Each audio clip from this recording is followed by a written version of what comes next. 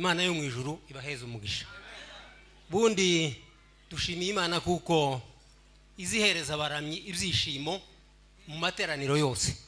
Ibyumweru byose abantu baza baramya hana bicaye byenda bazabishima. Imana izibidukorera nihabwa icubahiro. Muyikomera amashi. Haleluya, haleluya, haleluya. Haleluya. Amen. Reka dufatikanye gusoma ijambo ry'Imana na mwene data Shiraki. Ndasoma ahantu nkahangahe ariko zenda sico gituma dutinda.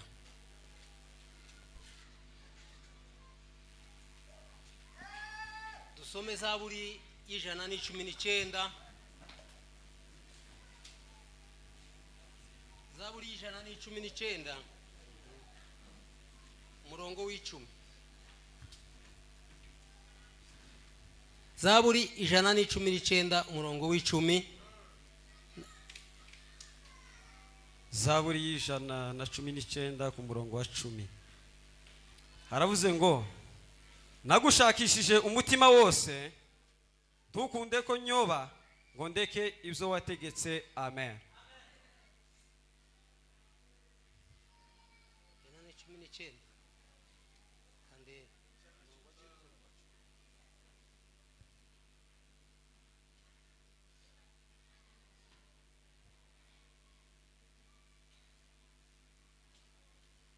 Zaburi ijana n'icumi n'icyenda soma ku 11.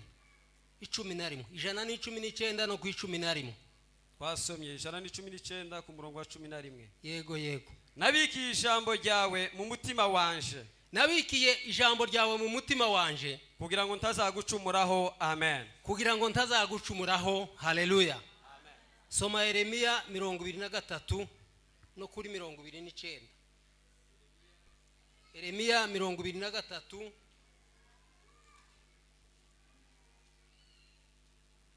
umurongo wa kangahe?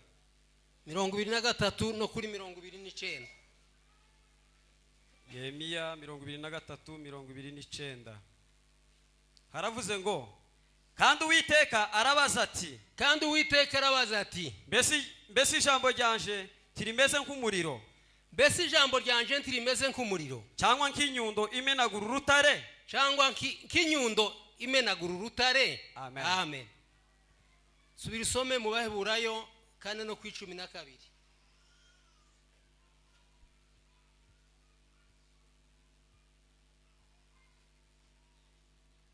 Abaheburayo 4 no ku 12. Abaheburayo 4 ku 12. Abaheburayo. Kuko ijambo ry'Imana ari rizima. Kuko ijambo ry'Imana ari rizima, rifite imbaraga kandi rikagira ubugi. Rifite imbaraga kandi rikagira ubugi. Rigabanya ubugingo n'umwuka. Rigahinguranya ndetse rikageza ubwo rigabanya ubugingo n'umwuka. Rikagabanya ingingo n'umusokoro. Rikagabanya ingingo n'umusokoro. Kandi rikabangukira kugenzura ibyo umutima wibwira ukagambirira. Amen. Amen. Imana iguha umugisha urakoze. Amen. Reka nongereho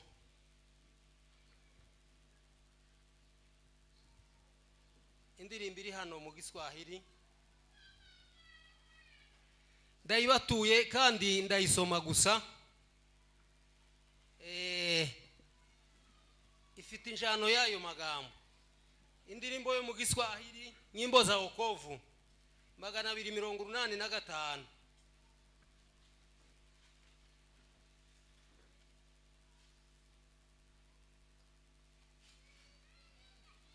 Magana 285 mu ndirimbo za wokovu.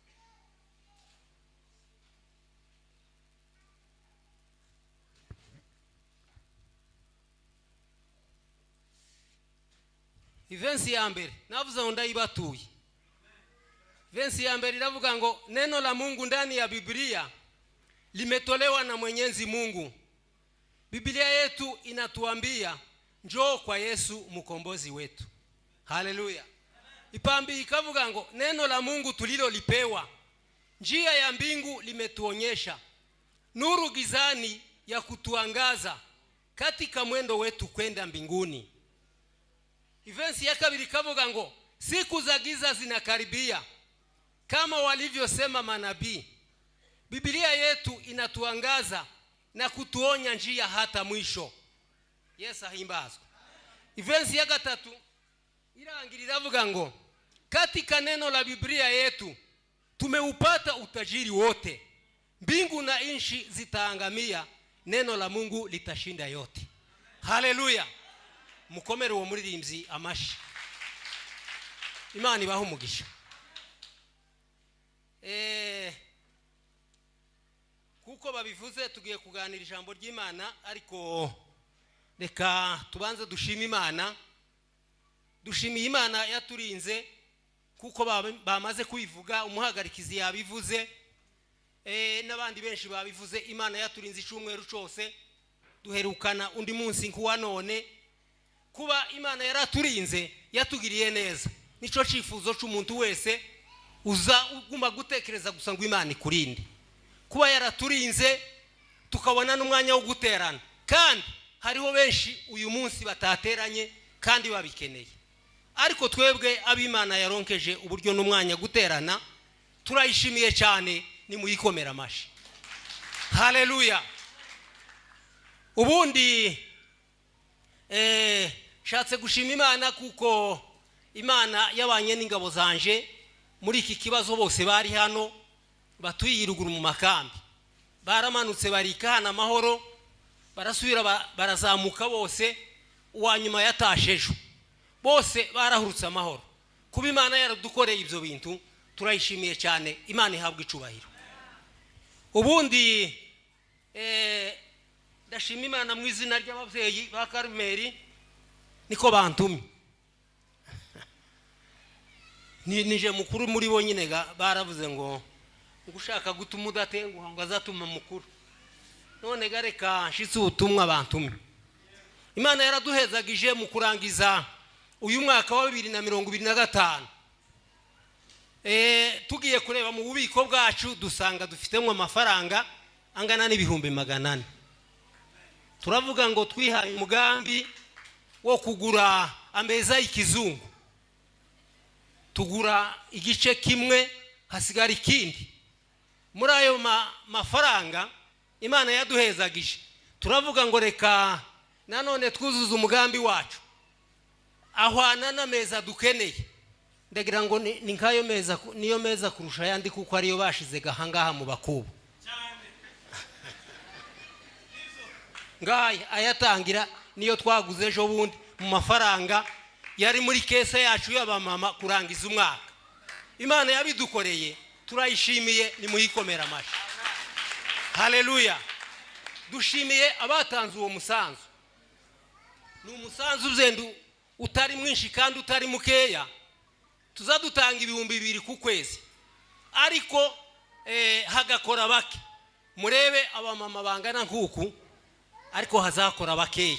Abo baza bakora, Imana ishimwe kuko imirimo baza bakora itazifubuza. Hano mwisi bafitemo inyungu, dore si iterambere ry'ikanisa. Mu ijuru ho nakarusho.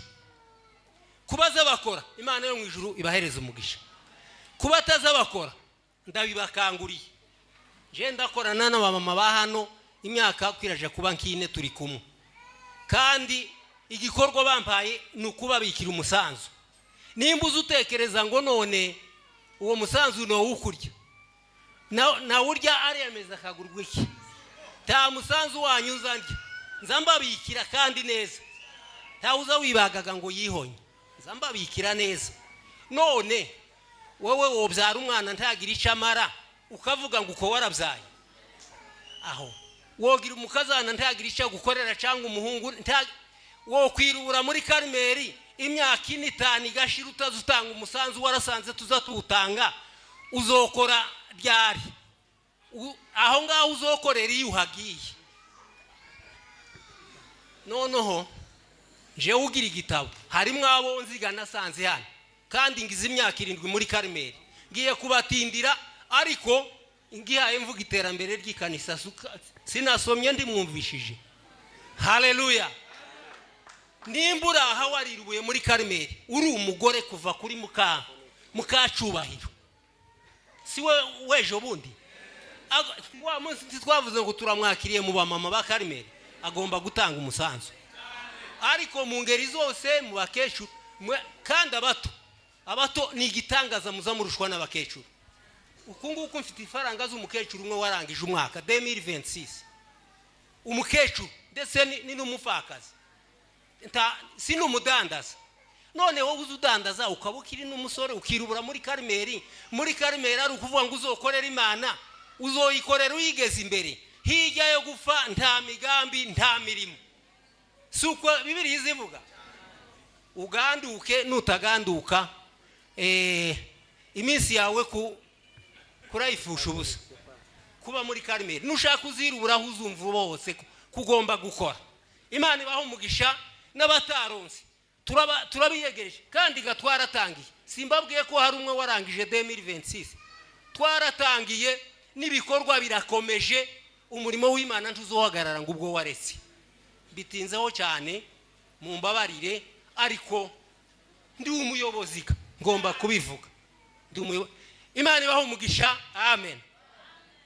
Hano dusomye ijambo ry'Imana kuko mwaryumvise kandi iri jambo twasomye dusanzwe turyumva nabikiye ijambo ryawe mu mutima wanje kugira ngo ntazagucumuraho ijambo ry'Imana nk'urukingo ka vax uko ntibyumvikanye hari utazi urukingo muri twese turimo abakingiwe kugira ngo tubeho aba babyeyi bose baragowe no kujana abana ku rukingo se muzamubajana ngo bamere gute ngo batarwara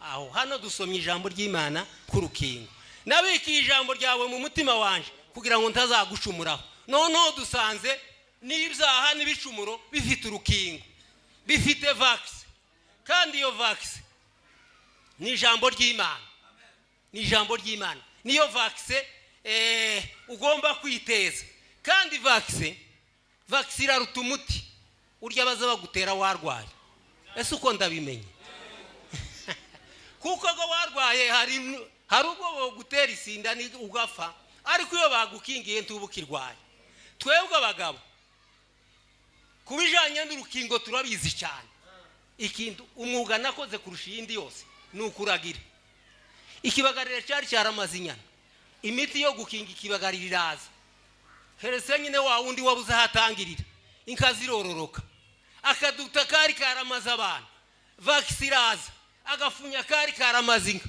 vax iraza uku nkabari ruguru kandi nkubwira igituma vax urukingo ari rwo rwiza ikinini kimwe cyarwa kiza kigura $100 siko pastor muzehe yigeze kubidandaza nimba ari biburiza ikinini kimwe kiza kigura $100 icyo bikoze kiba gifite imbaraga zo gutera inkijana kiza kizana n'amazi yaco ukagishira muri ya mazi ukayatera inkijana inkiziterwa isesi imwe ruhanti ibikifasha iziterwa isesi imwe agafunya ntikabe kagifasha hano uyu mwanditsi aravuze kugira ngo dukiribye kandi gituma vaccine mu ijambo ry'Imana twoshobora kuyishigikira yavuze ngo nabiki ijambo ryawe mu mutima wanje kugira ngo ntazagucumuraho ibicumuroga n'ibyaha kugira ngo bitazamfata kandi ibishumuro n'ibyaha nibyo bizotubuza kuja mu ijuru none tubonye umuti wabyo niki kizombuza kuja mu ijuru haleluya nuko ntazivax ariko ni wivax neza ijambo ry'Imana ukumva wararyakiriye ryarakwinjiye niryo rikugenga niryo rigutegeka uzaja mu ijuru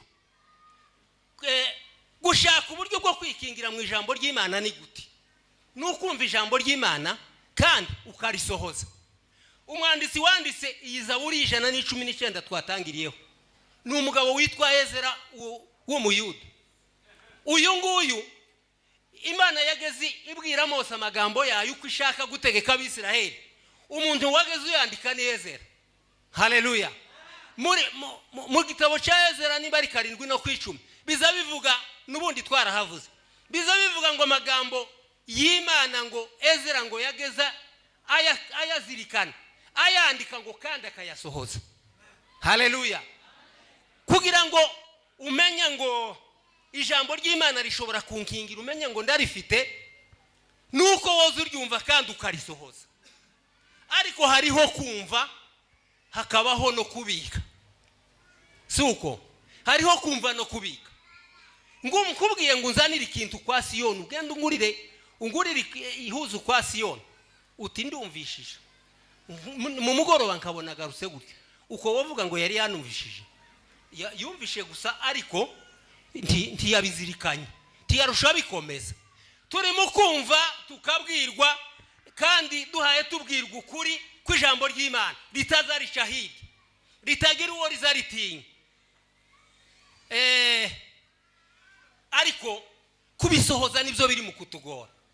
Zende wotekereza ngo none ngo sinzi gusoma bari mu gukunda kuvuga ngo umuntu udasoma ijambo ry'Imana ngo ababuze ikintu ariko nuritegera rishobora kumukiza.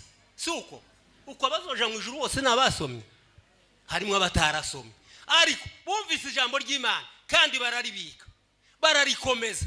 Habe no kubika uko turarushanya kubika.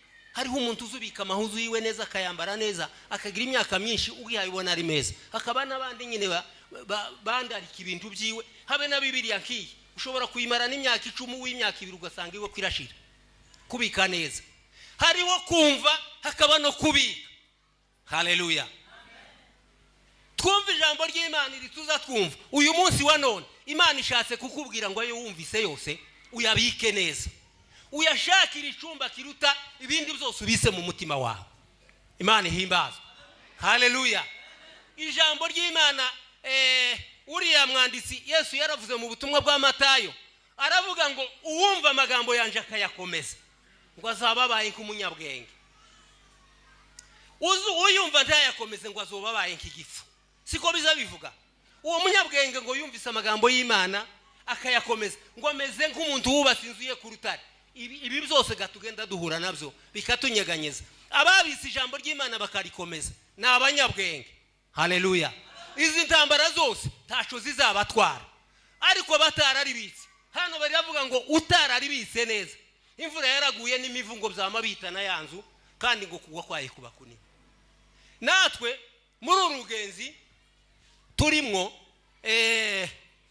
twite ku ijambo ry'Imana tuze turyumva kandi turikomeze. Aho uzusuzumira kandi ushobora kuba urifite wararyumvise waranaribitse tukakumenya utanatwibwiye. Two kumenya utatwibwiye tukamenya ngo wabitse ijambo ry'Imana mu mutima tukamenya ngo uzurigendana. Kuko ibi byose tubwirwa ijambo ry'Imana niryo tuza dusuzumiraho abantu.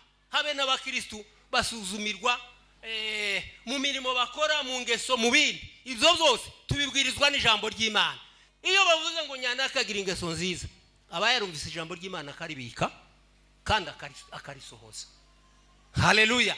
Nta kindi bo gusuzumiraho nkubwije ukuri ntaco atari ukuvuga ngo ubike ijambo ry'Imana ryo bakugenzuriraho. Gutya gusa imbona nkubone hano hanze titwomenye ivyari byo ariko ijambo rikurimo niryo rizarituma tukumenya. Tukamenya ngo uyu yarabitse uyu yarumvise. Utekereze kuko tuvuze ukaba muri Karmeli imyaka 7 niyo maze ngo jewe wirubuye hano uri umumama ufite ifaranga turatanga 2,000 by'umusanzu. None uko se kurabona ko hari akanyuguti k'ijambo ry'Imana kaza kakwibutsa. Hari umuririmbyi yaravuze ngo maneno ya Mungu ni kwetu chakula na dawa na nguvu ya roho ya kusaidia mkristo katika safari. Sifa kwa Mungu. Ni imbaraga. Hari ya Yeremia yavuze ngo imeze nk'inyundo. Inyundo ni ikintu sindacura ariko inyundo cyane zagenewe gucura. Ivyuma bishaje zikagisha inyundo ikagikubita kikabagisha. Bene ibi bifite ingesi inyundo igakuraho. Jambo ry'Imana ngo ni kinyundo. Haleluya. None udafite inyundo izakomeza kuziducura mu mitima yacu. Uzocurwa niki uzokizwa niki. Hari yahabuze ngo ijambo ry'Imana muri Yeremiya uko Imana yamweretse yaramubwiye ngo rimeze nk'umuriro. Haleluya. N'umuriro utwika biriya byose iriya myanda yose tugenda duhura naryo. Ufite ijambo ry'Imana niwo muriro ushobora gukubura no gutwika no gukongora biriya byose. Imana ishimwe. Uyu muririmbyi yaravuze ngo katika neno la Biblia tumeupata utajiri wote, mbingu na nchi zitaangamia, neno la Mungu litashinda yote. Sifa kwa Mungu. Haleluya. Ibindi byose bizoshira, ikizosigara ni ijambo ry'Imana gusa. Ibindi byose bizogufasha mu buryo bw'umubiri no mu bundi buryo bwose, ariko ikizaguhesha ubugingo buhoraho ni ijambo ry'Imana gusa. Sa amafaranga, sa abana benshi, si ubuzima bumeze neza, ni ijambo ry'Imana. Ryarindi wabitse mu mutima, ryarindi wabwirijwe, ryarindi wumvise kera, ukaribika ukarikomeza ukarisohoza. Kumva kurahari. Ubu turi mu kuvuga ngo amateraniro y'abamama ni na gatatu. Uko iryo tangazo sijya abamama bose hazayinjira bangahe kina mama? Ni 5. Tangazo ry'abamama bose abantu nyine birasa nkaho tuzatwumva gusa, ariko ntidukomeze. None tuzoteranira mu ijuru. Mu ijuru tuzoterana, hazoba ari kimuhira gati, si mu biterane. So twaratashiga twese ni kimuhira. Ariko bakivuze ngo duterane na gatatu abamama, hakinjira 5 umwaka ugashira uwundi ukaza. Ni ukuvuga ngo tuzatwumva gusa, ariko kubikazi cyane. Kakurya navuze ngo no gutuma ahantu nguje kungurira ikintu ukangarukira gutyo, no uvuga ngo yumvise ariko ntiyabishize ku mutima.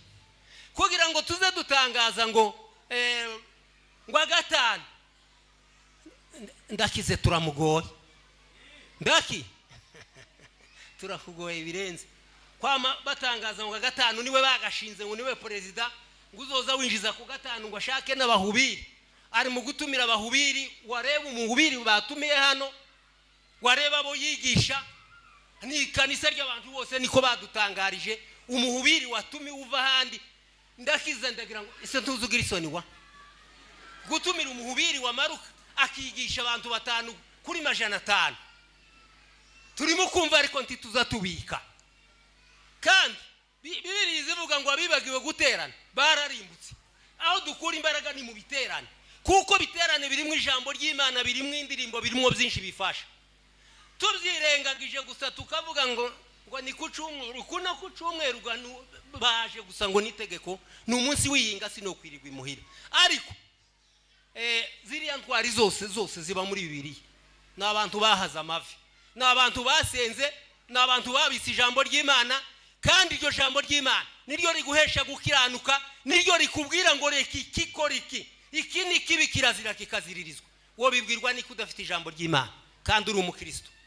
Ubuyobozi bwacu mu nzira ija mu ijuru abakristo ni Bibiliya gusa, neno la Mungu. Haleluya.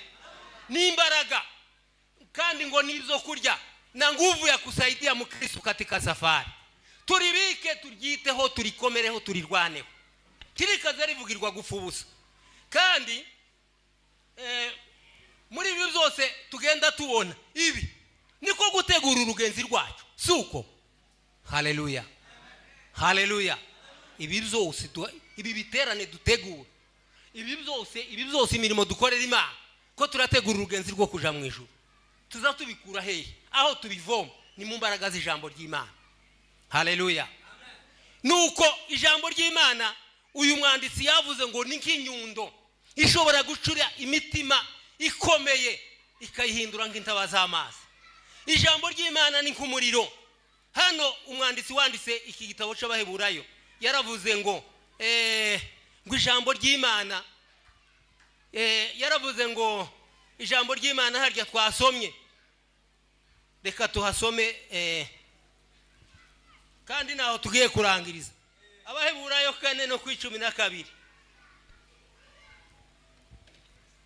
ngaho hasomewa, hasomeshira.